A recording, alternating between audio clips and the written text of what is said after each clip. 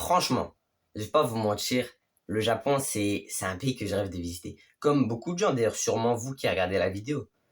Et pour ça, j'ai regardé plein d'animes, que ce soit des plus anciens, du genre Naruto, Dragon Ball, même One Piece, au plus récent, du style Solo Leveling, Dan Dan Dan. J'ai aussi beaucoup vu de vidéos sur les réseaux sociaux.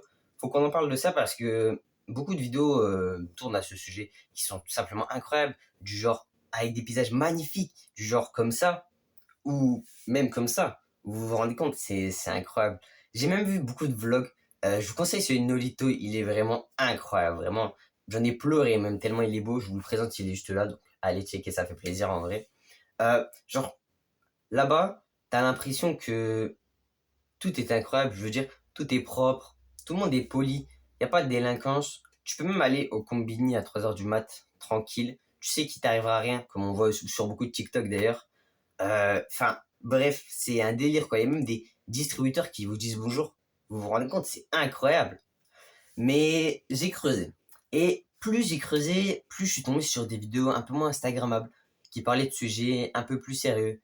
Et je me suis demandé, est-ce qu'on n'idéaliserait pas un peu trop le Japon? Est-ce que on s'inventerait pas, enfin, on s'imaginerait pas un pays qui existe que dans notre tête? Par là, je veux dire, est-ce qu'on n'exagérerait pas un peu trop le truc? Parce que on ne voit que la partie externe des choses, mais si on rentre en profondeur, est-ce que c'est la même chose? Aujourd'hui, je vais vous parler de ça. Même si je suis jamais allé, je pense faut quand même se poser les bonnes questions avant d'y aller. Allez, on démarre après le générique.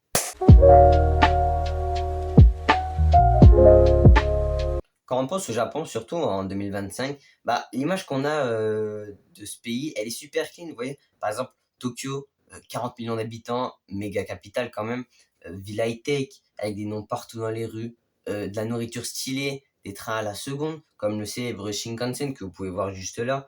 Enfin, c'est fou. Et surtout, une culture pop manga incroyable, ultra présente.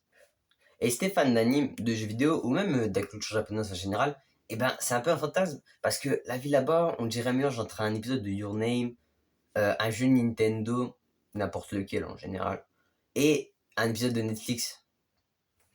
En plus de ça, il y a un élément qui fait que ça aggrave la chose, les réseaux sociaux. On peut dire que les réseaux sociaux n'aident pas. T'as des TikTok ultra léchés, des réels, où on te montre vraiment un Japon magique, un paysage idéal.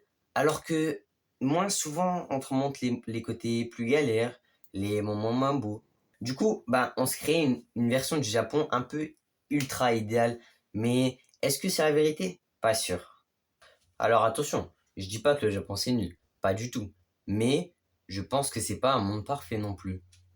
Déjà, ce que beaucoup racontent, c'est que la vie là-bas est ultra codée.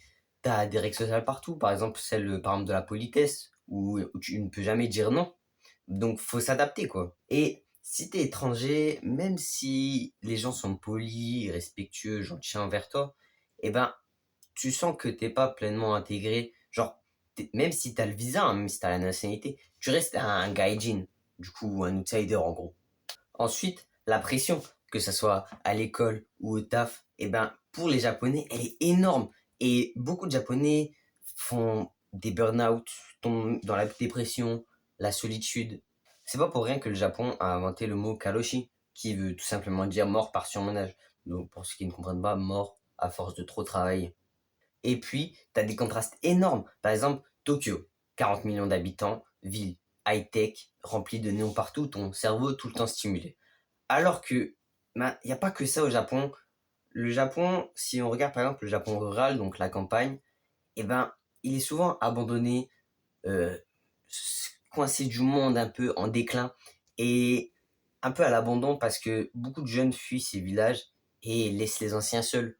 C'est pour ça que c'est pas rare de trouver par exemple des villages abandonnés ou bien même des villages où il n'y a que très peu de personnes parce que souvent les personnes âgées meurent et du coup plus personne ne s'occupe de ces villages.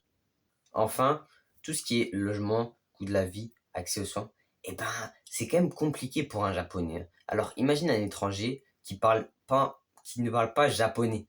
Mais, je tiens à préciser, par exemple, pour un japonais pour un japonais ou un étranger qui gagne de l'argent en yens, il va trouver la vie chère parce que, bah, ce sera des prix habitués au yen. Et le Japon a connu une énorme inflation. Du coup, bah, le prix du yen a beaucoup chuté et les prix ont explosé. Alors que par exemple, pour un étranger ou même un japonais qui recevrait de l'argent en euros, et bah, ça fait une énorme ristourne parce que bah, l'euro par rapport au yen est actuellement à ce truc-là, quoi. Enfin, c'est un truc de fou. Et du coup, on a une énorme ristourne. Mais tu sais quoi? C'est pas grave que le Japon ait des défauts. Au contraire, c'est ça qui le rend intéressant. Ce qu'il faut, je pense, c'est arrêter de chercher un paradis parfait. Aucun pays ne l'est. Certes, le Japon a des paysages magnifiques, une culture incroyable, comme je vous l'ai dit, pop manga, et même culture japonaise en général, les traditions, etc. Des paysages magnifiques, euh, une humanité vraiment incroyable qu'on ne retrouve que dans certains pays. Mais il y a aussi des galères. Et c'est en connaissant les deux qu'on peut vraiment découvrir le pays.